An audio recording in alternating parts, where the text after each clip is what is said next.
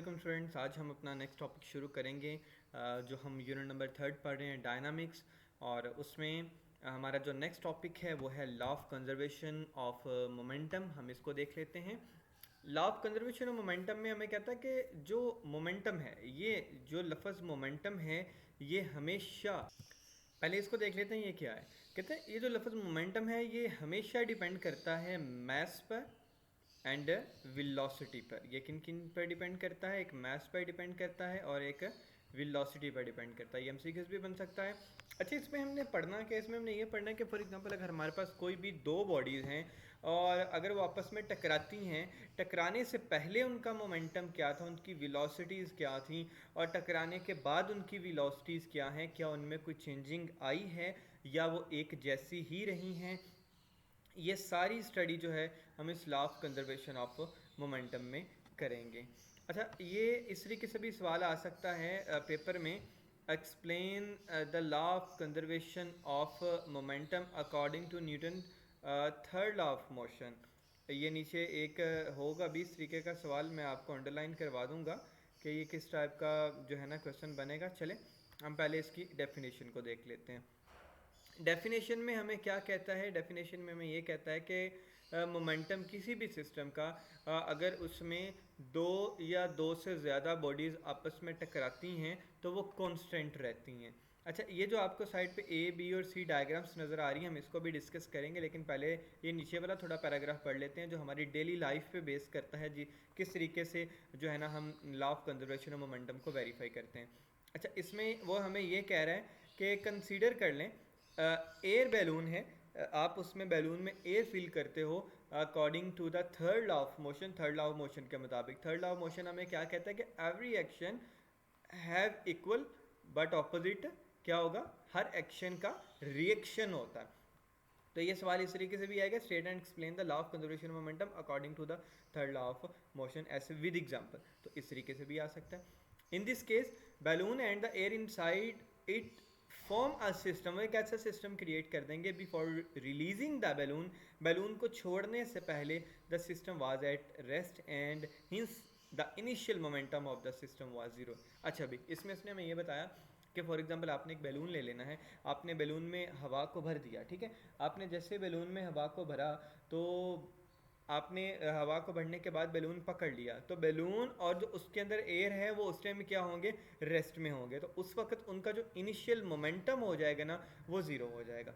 फिर उसके बाद कह रहे हैं as soon as the balloon is set free. जैसे ही आप बैलून को छोड़ते हैं, फ्री करते हैं, तो क्या होता है? जो हवा बैलून के अंदर होती है वो कुछ वेलोसिटी के साथ एस्केप आउट होती है, बाहर की जानिब आती है, और जो हवा उस वक्त मोमेंटम को पोजेस करती है। और जब हवा उसके अंदर से निकल जाती है अपोजिट डायरेक्शन में, हवा निकलने के बाद वो बैलून दोबारा रेस्ट में चले जाता है, क्योंकि एयर उसमें से सारी जो है ना वो बाहर एस्केप आउट हो गई है। अब यहाँ पे अगर हम देख लेते हैं, हमारे पास दो मैसेज हैं, एक M1 है, दूसरा M2 है। M2 ग्रेटर है M1 से। अच्छा, ये भी कुछ वेलोसिटी को कवर कर रहा है, ये भी कुछ वेलोसिटी को कवर कर रहा है। इसकी वेलोसिटी बिफोर कोलिजन, इन दोनों का आपस में टकराने से पहले जो इनकी वेलोसिटी होगी वो U1 और इसकी हो जाएगी U2। अच्छा, अब यहाँ पे आ गया, ये टकरा गए हैं, ये आपस में टकरा गए। टकराने के बाद इनकी जो वेलोसिटी, ये इनिशियल वेलोसिटी थी बिफोर कोलिजन, और आफ्टर कोलिजन इनकी फाइनल वेलोसिटी यानी कि V1 और V2 होगी। अब देखते हैं कि before collision and after collision और ड्यूरिंग कोलिजन क्या क्या चेंजिंग आई, इन्होंने क्या मोमेंटम को कंजर्व किया, क्या उसमें कोई तब्दीली आई या वो वैसे का वैसा रहा। हम उसको थोड़ा देख लेते हैं। कहता है कंसीडर कर लें एक आइसोलेटेड सिस्टम है दो स्फेयर्स का, एक M1 है दूसरा M2, जैसे मैंने डायग्राम आपको दिखा दी M1 एंड M2। अच्छा, they are moving in straight line. देखें, ये दोनों स्ट्रेट लाइन में मूव करें, दोनों स्ट्रेट लाइन में मूव करें। हम यहाँ पे कहते हैं with initial velocities U1 and U2। अब ये दोनों स्ट्रेट लाइन में मूव कर रहे हैं, इनकी जो इनिशियल वेलोसिटी होगी U1 एंड U2। अच्छा, उसके बाद कहता है such that U1 is greater than U2। जो U1 होगा वो क्या होगा? U1 होगा ग्रेटर देन होगा U2 से। Sphere of mass M1 approaches the sphere of mass M2। अब यहाँ पे कहता है कि जो इनिशियल मोमेंटम है मास M1 का, वो हमारे पास क्या हो जाएगा जी? M1 and U1। और उसके बाद कहता है जी जो इनिशियल मोमेंटम है हमारे पास मास 2 का, वो क्या हो जाएगा? M2 and U2। अब जब ने हमने इन दोनों का फाइनल मोमेंटम निकालना है, ठीक है। अच्छा, अब वो बात कर रहा है कि एक स्फीयर हमारे पास ये है और ये भी किसी डायरेक्शन में, इस डायरेक्शन में जा रहा है ना, इसको हम कह देते हैं कि ये हमारे पास u1 है, और दूसरा स्फीयर हमारे पास ये है और वो भी इस डायरेक्शन में जा रहा है, डायरेक्शन दोनों की सेम है, इसको हम कह देते हैं ये हमारे पास आ गया u2 आ गया, ठीक है। अब ये हमारे पास है जी मैस 1 और ये है हमारे पास मैस 2, ठीक है। अब यहाँ पे बात करें हम इनिशियल मोमेंटम की, जो इनिशियल मोमेंटम होगा मैस 1 का, वो हमारे पास क्या हो जाएगा जी m1 और u1, और जो हमारे पास होगा मैस 2 का वो क्या हो जाएगा जी m2u2। ये हम बात भी कर रहे हैं इनके इनिशियल मोमेंटम की। अब अगर हम बात करेंगे इनके फाइनल मोमेंटम की, अभी हमने इनिशियल मोमेंटम तो लिख दिया, लेकिन इनिशियल मोमेंटम को डिफाइन कर दिया, फाइनल मोमेंटम पर जाने से पहले हम इन दोनों को ऐड भी कर देंगे कि जो हमारे पास टोटल इनिशियल मोमेंटम ही होगा, टोटल इनिशियल मोमेंटम होगा बिफोर कोलिजन, टकराने से पहले जो हमारे पास इनिशियल मोमेंटम होगा, हम दोनों को ऐड कर देंगे, हमारे पास वो क्या आ जाएगा जी m1u1 प्लस m2u2। यहाँ तक तो बात समझ आ गई ना। अब क्या होगा, अब नेक्स्ट हमारे पास ये आ गया कि ये दोनों ऑब्जेक्ट आपस में टकरा गए, ये दोनों क्या हो गए आपस में टकरा गए, ये हमारे पास आ गया जी m1 और इसी तरीके से ये हमारे पास आ गया जी m2। अच्छा, अब मैं थोड़ी पीछे प्रीवियस डायग्राम भी आपको दिखा देता हूँ। ये हमारे पास हो गया, दोनों टकरा गए। अब टकराने के बाद आफ्टर कोलिजन क्या होगा, आफ्टर कोलिजन वो हमें कहता है टकराने के बाद after some times m1 hits m2, कुछ वक्त के बाद m1 हिट करता है m2 को विद फोर्स, कुछ फोर्स के साथ, according to Newton third law of motion, Newton के तीसरे कानून के मुताबिक जो m2 है वो एक्सर्ट करता है equal and opposite reaction on m1। देखें ना, Newton third law of motion हमें यही बता रहा है ना कि हर एक्शन का ऑपोजिट रिएक्शन लाजमी होता है, तो इसलिए जब ये m1 हिट करता है m2 को, तो m1 को ऑपोजिट रिएक्शन फेस करना पड़ता है m2 से। देखें, जब ये टकरा रहा है ना, ये इससे टकरा रहा है, तो यहाँ पर उसको ऑपोजिट रिएक्शन फेस करना पड़ेगा m2 से। जब ये टकरा गए, टकराने के बाद जो हमारे पास फाइनल मोमेंटम होगा मैस 1 का, वो हो जाएगा m1v1। अच्छा, अब ये दोनों टकरा गए, टकराने के बाद इनका जो मैस 1 है उसका जो मोमेंटम हो जाएगा, उसको वेलोसिटी हम v1 से कर देते हैं, थोड़ा डिफरेंस हो जाएगा ना, ये u और ये v। अगर हम बात करते हैं दूसरे मैस की, तो उसमें हमारे पास क्या आ जाएगा जी v2 आ जाएगा, ठीक है। अब अगर हम बात करेंगे इनिशियल मोमेंटम आफ्टर कोलिजन, तो वो हमारे पास हो जाएगा जी फाइनल मोमेंटम आफ्टर कोलिजन, वो हमारे पास हो जाएगा जी m1v1 मैस 1 का। अगर हम बात करते हैं फाइनल मोमेंटम ऑफ मैस 2 की, वो हमारे पास हो जाएगा जी m2 एंड v2, ठीक है। अब जिस तरीके से हमने पीछे दोनों का टोटल इनिशियल मोमेंटम किया, इसी तरीके से हम इन दोनों का टोटल फाइनल मोमेंटम भी करेंगे। हम क्या करेंगे जी m1v1 plus m2 and v2। अब यहाँ पे वो हमें क्या बताता है, यहाँ पे वो हमें ये बताता है कि जो, अच्छा जी, ये हमारे पास final momentum of m1 v1 आ गया, final momentum of mass 2 m2 v2 आ गया। जब हमने इन दोनों का टोटल फाइनल मोमेंटम किया तो m1 v1 plus m2 v2 आ गया आफ्टर कोलिजन, ठीक है। और according to the law of conservation of momentum, जो टोटल इनिशियल मोमेंटम हमारे पास होगा सिस्टम का बिफोर कोलिजन, वो इक्वल हो जाएगा total final momentum of system after collision, यानी कि m1 u1 plus m2 u2 is equal to m1 v1 and m2 v2। अच्छा, आपको याद है ना, ये u किसको रिप्रेजेंट कर रहा है कि ये बिफोर कोलिजन की बात कर रहा है, ठीक है। और ये हमारे पास m1 v1 ये किसको रिप्रेजेंट कर रहा है, ये आफ्टर कोलिजन की बात कर रहा है। Is it clear? अच्छा, अब ये जो हमारे पास इक्वेशन 3.17 है, ये बताती है कि जो मोमेंटम है, जो हमारे पास क्या है, मोमेंटम है आइसोलेटेड सिस्टम का before and after collision remains the same, both side पे रिमेन्स द सेम है। ऐसा नहीं हुआ कि टकराने के बाद जो है उसका मैस बदल गया, उसकी वेलोसिटी बदल गई, मोमेंटम चेंज हो गया, ऐसा कुछ नहीं हुआ। वो कहता है कि ये हमें पता चलता है इस इक्वेशन से कि before and after collision remain the same. जो मोमेंटम है दोनों बॉडीज़ का टकराने से पहले और टकराने के बाद रिमेन्स द सेम है, बिल्कुल एक जैसा है, जो law of conservation of momentum को वेरीफाई करता है।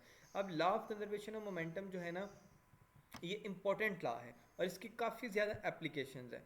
और यहाँ पर जो हमारे पास एक बोर्ड में शॉर्ट क्वेश्चन अमूमन आ जाता है, या एक्सरसाइज का भी एक शॉर्ट क्वेश्चन है जो पूछा जाता है, वो ये भी हमारे पास आ जाता है कि जब जो है ना हम गन को फायर करते हैं तो वो रिकॉइल क्यों करती है। When a gun is fired it recoils why. हम इसको भी देख लेते हैं कि भाई ऐसा क्यों होता है।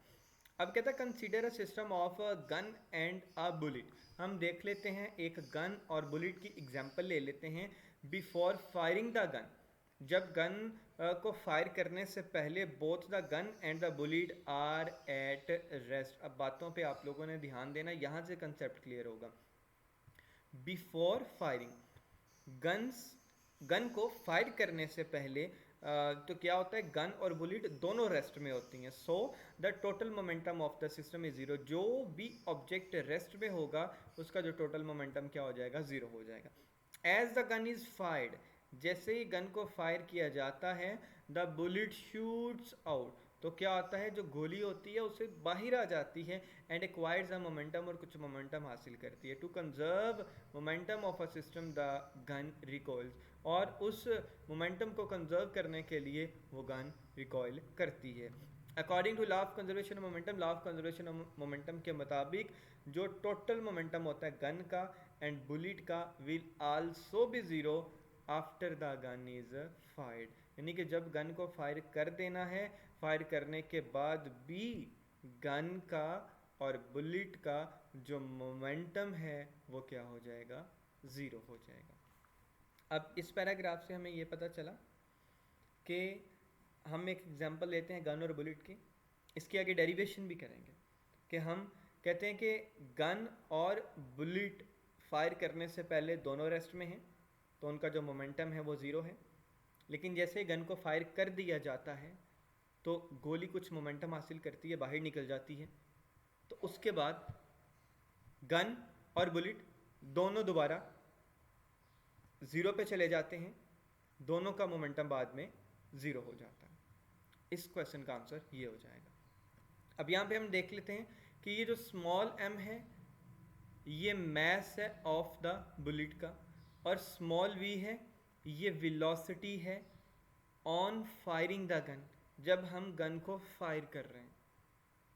बात को समझना है, ठीक है। उसके बाद कैपिटल M मैस है गन का एंड कैपिटल V वेलोसिटी है, कब है, विद विच इट रिकॉइल्स, जब वो रिकॉइल करती है, ठीक है। अभी मतलब कि गोली निकल गई तो मैस कैपिटल M में कन्वर्ट हो गया और वेलोसिटी कैपिटल V में कन्वर्ट होगी। जो टोटल मोमेंटम है गन का एंड बुलेट का after the gun is fired, वो क्या हो जाएगा, mv प्लस mv। अब ये capital M capital V small m और स्मॉल v पता चल गया ये किस तरीके से हुआ। अब according to the law of conservation of momentum, जो टोटल मोमेंटम होगा of the gun and the bullet after the gun is fired, gun fire करने से पहले वो किसके इक्वल हो जाएगा, total momentum of the gun and the bullet before the gun is fired, gun को फायर करने से पहले। वो है जी, दोनों को हमने ऐड किया, mv plus mv is equal to zero. ये स्मॉल mv इधर आके माइनस हो जाएगा और ये कैपिटल m इधर आके डिवाइड हो जाएगा।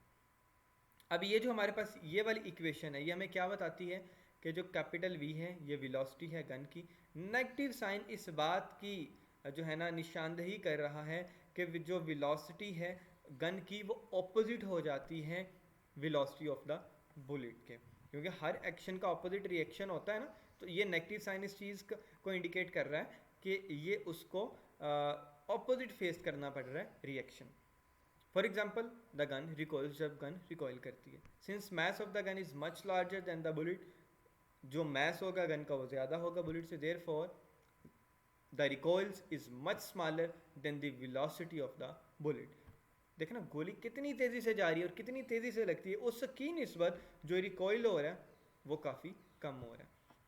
अगर हम बात करते हैं रॉकेट एंड जेट इंजन्स की, वो भी वर्क करते हैं same principle. In these machines, hot gas is produced by the burning of fuel and rushes out with large momentum. इस प्रोसीजर में क्या होता है कि जो हॉट गैसेस होती हैं वो बर्नट होती हैं और वो लार्ज मोमेंटम को हासिल करने के लिए जो है ना बाहर आती हैं। एक्शन यानी कि जब आग लगाई जाती है तो एक्शन और उसका ऑपोजिट रिएक्शन होता है कि वो बाहर की जानब आ जाती हैं और the machine gain and equal and opposite momentum, जिससे इक्वल बट ऑपोजिट मोमेंटम वो हासिल करती हैं। This enable them to move with very high velocities, जिससे रॉकेट बहुत हाई वेलोसिटी के साथ मूव करता है। नेक्स्ट हमारे पास आ जाती है जी example 3.7। A bullet of a bullet of mass 20 gram is fired from a gun with a muzzle velocity of 100 meter per second. Find the recoil of the gun if its mass is 5 kg. हमने यहाँ पर क्या find करना है कि gun का कितना recoil हुआ। तो मैस हमारे पास है 20 ग्राम, उसको किलोग्राम में कन्वर्ट किया तो 0.02 आ गया। वेलोसिटी 100 मीटर पर सेकंड है और उसका मैस 5 kg है। जैसा कि हमने अभी रिसेंटली एक फार्मूला फाइंड किया है, वो क्या फाइंड किया था कि जो हमारे पास v है वो किसके इक्वल हो जाएगा, वो हमारे पास इक्वल हो जाएगा जी v इज़ इक्वल टू, चाहिए ऊपर अभी हमने देखा है वो क्या था, v is equal to minus m over capital M and multiply by small v। ठीक है, अभी हमारे पास उसको रीअरेंज किया उन्होंने कि v is equal to minus small m divided by हमारे पास आ जाएगा कैपिटल M, ठीक है, जो उसका मैस है जो 5 kg है, और मल्टीप्लाई बाय ये किसके साथ हो जाएगा, v के साथ हो जाएगा। ठीक, वो हमारे पास क्या आ गया जी, इन सब को मल्टीप्लाई डिवाइड किया तो माइनस 0.4 मीटर पर सेकंड। जैसे कि आपको पता है कि ये माइनस साइन किस चीज़ को इंडिकेट कर रहा है, ये इंडिकेट कर रहा है कि उसको कितना ऑपोजिट जो है वो रिएक्शन फेस करना पड़ा। This negative sign indicate that the gun recoils. For example move in the backward direction opposite to the motion of the bullet. Backward direction में वेलोसिटी कितनी जा रही है उसकी 0.4 मीटर पर सेकंड। आगे हमारे पास आ जाता है जी फ्रिक्शन क्या होता है। ये शॉर्ट क्वेश्चन के लिहाज से इम्पोर्टेंट भी कह सकते हैं आप इसको। कहता है कि जो फ्रिक्शन है ये हमेशा मुखालफत करती है किसी भी ऑब्जेक्ट की, यानी कि इसको हम ये भी कह सकते हैं कि हमेशा मोशन ऑब्जेक्ट को रोक देती है, और ये तब एक्शन में आती है जब बॉडी को हम पुश या पुल करते हैं। यानी कि अगर हम सॉलिड सरफेस की बात करते हैं तो उसमें जो फोर्स ऑफ फ्रिक्शन होती है किसी भी दो ऑब्जेक्ट्स के दरमियान, वो बहुत सारे फैक्टर से क्रिएट हो जाती है। मिसाल के तौर पे इसकी बहुत आसान सी आप एग्जांपल लेते हैं कि आपके दो हैंड है ना, अगर आप उसको तेज़ी से रब करते हैं तो क्या होता है कि आप उसमें हीट फील करेंगे, या अगर आप किसी पॉलिश सरफेस को तेज़ी से रब करते हैं तो वो ज़्यादा चमकदार हो जाएगा। और लेकिन a cyclist keep on pedalling to overcome friction. अब फ्रिक्शन ने इस साइकिल को ऑपोजिट फोर्स लगा के रोक रही है, लेकिन साइकिलिस्ट क्या कर रहा है, पैडलिंग कर रहा है। पैडलिंग कर रहा है तो वो उस फ्रिक्शन को रिपेल करते हुए साइकिल को कंटिन्यू मोशन में रखे हुए।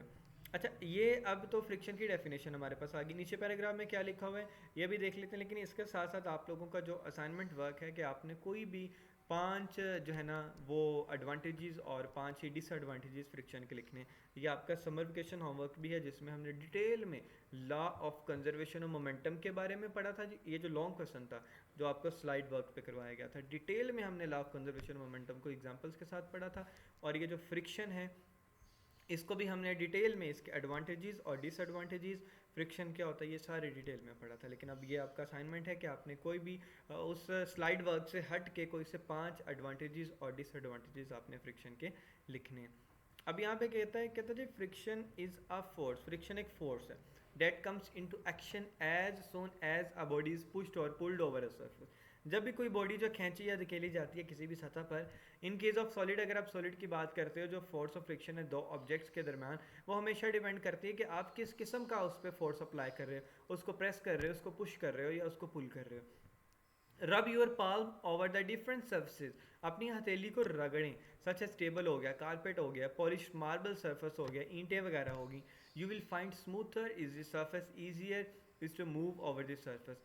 Moreover, harder you press your palm over the surface, more difficult it would be to move. अच्छा, आप देखेंगे कि जो स्मूथ सरफेस होगी उसके ऊपर आपकी हथेली बहुत तेज़ी के साथ स्लिप करेगी, मूव करेगी। लेकिन जो हार्डर सरफेस होगी, लाइक अगर आप ब्रिक की बात करते हो तो उसके ऊपर आपकी हथेली को काफ़ी रगड़ फील करनी पड़ेगी, फ्रिक्शन फेस करना पड़ेगा, जिसलिए वहाँ पे मूव करना बहुत आसान हो जाएगा। Why friction opposes motion. No surface is perfectly smooth, कोई भी सर्फेस जो है परफेक्टली स्मूथ नहीं होती। A surface that appear smooth has pits and bumps. ये सारी रीडिंग आपने इसको अच्छे से एक दफ़ा देख लेना है। ये कल वाले लेक्चर में हम इसका नेक्स्ट भी देखेंगे, इसके फोर्स ऑफ लिमिटिंग फ्रिक्शन क्या होता है, कोएफिशिएंट फ्रिक्शन क्या होता है। आज का जो आपका डायरी वर्क है वो सिर्फ आपने फ्रिक्शन की डेफिनेशन तक करना है, एडवांटेजेस और डिसएडवांटेजेस फ्रिक्शन के कर लेने, और साथ में एक छोटा सा काम और भी करना है कि ये जो टेबल है ये according to paper point of view MCQs के लिहाज से ये बहुत बहुत इंपॉर्टेंट टेबल है। इसमें से एमसीक्यूज़ आपने लाजमी ये टेबल अच्छे से याद करना। याद हो तो हमने जब समर वेकेशन होमवर्क किया था तो उसमें हमने ये ग्लास एंड ग्लास के दरमियान कितनी फ्रिक्शन होती है वो 0.9 होती है, ये एमसीक्यूज़ हमने पढ़ा था। उसके बाद स्टील एंड स्टील के दरमियान कितनी फ्रिक्शन होती है हमने वो भी पढ़ा था, 0.8 होती है कोएफिशिएंट ऑफ फ्रिक्शन। ये टेबल आपने अच्छे से मेमोराइज़ करना है according to paper point of view, ये टेबल बहुत इंपॉर्टेंट है। यहाँ तक कल आपका डायरी वर्क अच्छे से कंप्लीट होना चाहिए। नेक्स्ट हम फ्रिक्शन को आगे लेके चलेंगे। अल्लाह हाफिज़।